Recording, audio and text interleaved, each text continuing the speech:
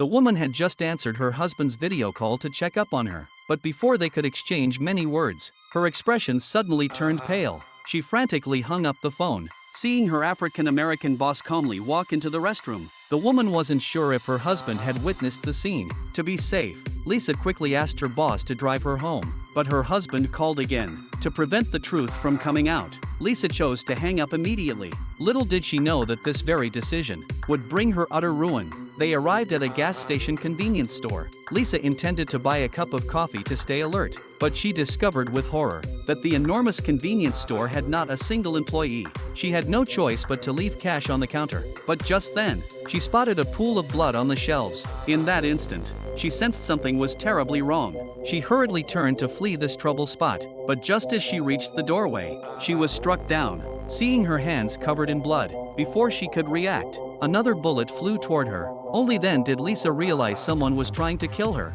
To survive, she frantically shouted for the owner outside, but the owner was listening to music in his car, completely unaware the convenience store was under gunfire. Uncertain of the killer's location, Lisa tore off a piece of clothing to bandage her wound. She tried peeking outside to assess the situation, only to narrowly avoid a bullet to the head.